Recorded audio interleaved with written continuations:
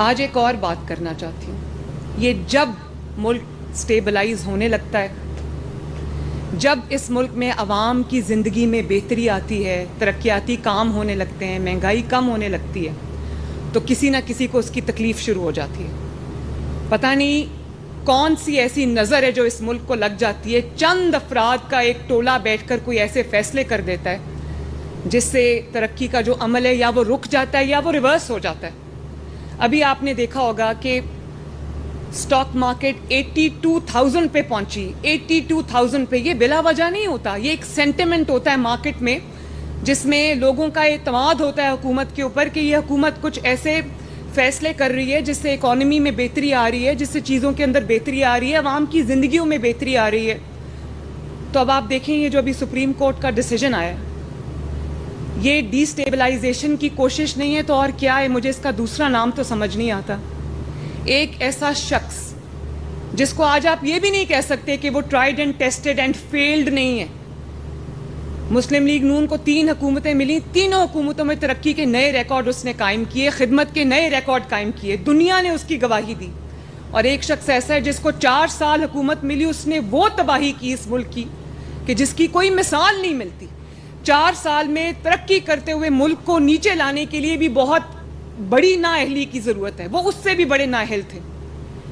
آج جو ہمارے حالات ہیں ملک کی اکانومی کے، آج جو ہمارے حالات ہیں عوام کے اوپر جو تکلیفیں آئی ہوئی ہیں، یہ اسی 4 سال کا نتیجہ ہے جس کے اندر IMF کو تو نواز شریف نے وہ پروگرام سکسیسفلی ختم کر کے اس کو خداحافظ کہہ دیا تھا. واپس IMF کو لانے والا کون ہے؟ وہی ہے جو آج اڈیالہ جیل میں بیٹھا ہوا ہے، اپنے کرموں کی سزا بھگت رہا ہے. تو میں حیران ہوں جب یہ سپریم کورٹ کا ڈیسیجن آیا جس میں انہوں نے وہ کچھ بھی عطا کر دیا جو مانگا ہی نہیں گیا تھا ان سے.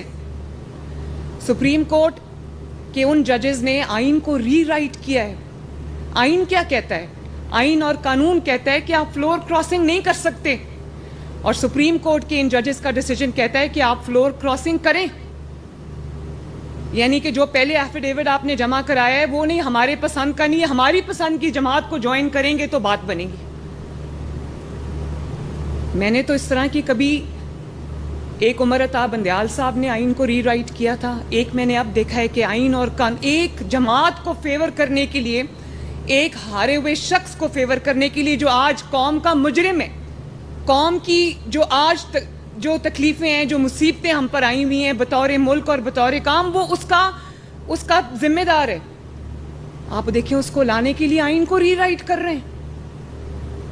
میں تو مطلب عقل نہیں مانتی ان فیصلوں کو، عقل نہیں مانتی ان چیزوں کو کہ یہ تو ان سے تحریک انصاف نے مانگا بھی نہیں، وہ جو ان کو مل گیا ہے ٹرے میں رکھ کے پیش کیا ان کو، اور ان کو کہا ہے کہ 15 دن کے اندر اندر تحریک انصاف جوائن کرو. وہ تحریک انصاف جو بطور جماعت پارلیمنٹ میں ایگزسٹ ہی نہیں کرتی، وہ اللہ تعالیٰ کو حاضر ناظر جان کر ایک ایفیڈیوٹ جمع کرا چکے ہوئے ہیں.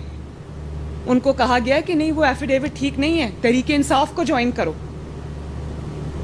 مجھے تو انسان کی عقل دنگ رہ جاتی ہے کہ یہ کون ہے جن کو آج ملک کی ترقی، ملک آگے بڑھتا ہوا اچھا نہیں لگ رہا، اور اس کے لیے وہ آئین کو ری رائٹ کر رہے ہیں. بڑی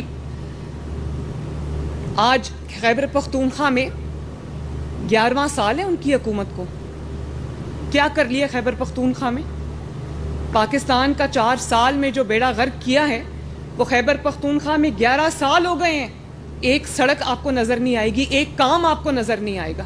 یقین مانے ابھی میں گئی ہوئی تھی خیبر پختونخوا، یہ جو 2 چھٹیاں تھیں، تو میں حیران رہ گئی. جہاں پنجاب ختم ہوتا ہے اور خیبر پختونخوا شروع ہوتا ہے، وہاں پر ترقی ختم ہوتی ہے اور تنزلی شروع ہوتی ہے. تکلیف ہوتی ہے دیکھ کے. خیبر پختونخوا میرا صوبہ ہے، میرا ملک ہے، اس کے عوام بھی پاکستان کے عوام ہے، ترقی ان کا بھی حق ہے، اچھی زندگی ان کا بھی حق ہے. لیکن نااہلی آپ دیکھیں، صرف سیاسی نعرے بازی، صرف بدتمیزی، بد تہذیبی، نااہلی، نالائکی، اور اپنی فرائض سے بطور سیاسی جماعت، اپنے فرائض سے مجرمانہ غفلت، اس کے علاوہ اور ہے کیا ان کے پاس؟ اور اگر ایک حکومت آ گئی ہے جو ملک کو بحران سے نکال رہی ہے، اکانومی کو سٹیبلائز کر رہی ہے، عوام کی تکالیف دور کرنے کے لیے دن رات محنت کر رہی ہے. تو میں سپریم کورٹ کے ججز سے یہ عرض کرنا چاہتی ہوں کہ چلنے دو اس ملک کو. جس شخص کو آپ واپس لانا چاہتے ہو وہ شخص اس قوم کا مجرم ہے. آپ کے لیے ہم اتنا آسان نہیں ہونے دیں گے.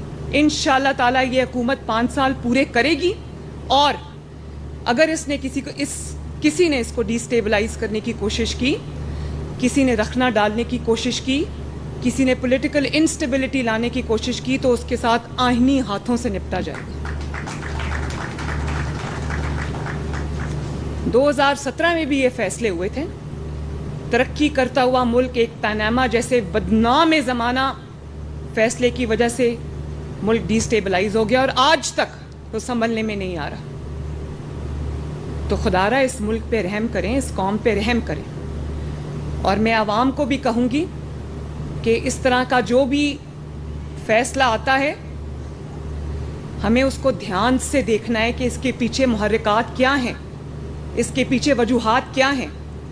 آپ کہتے ہیں کہ ہم اپنے ضمیر کے مطابق فیصلے کرتے ہیں. آپ کو ضمیر کے مطابق فیصلے نہیں کرنے ہوتے, آپ کو آئین اور قانون کے مطابق فیصلے کرنے ہوتے. اگر آپ کا ضمیر بکا ہوا ہے تو ہم کیا کر سکتے ہیں؟ یہاں پر ضمیر کے مطابق فیصلے نہیں ہوتے, یہاں آئین اور قانون کے مطابق فیصلے ہوتے ہیں. اور جہاں آپ اپنے ضمیر کے مطابق فیصلے کرتے ہیں جو کہیں لنکڈ ہوتا ہے تو آئین اور قانون کا قتل ہوتا ہے, اور یہ ملک کی حالت ہوتی ہے جو ہے.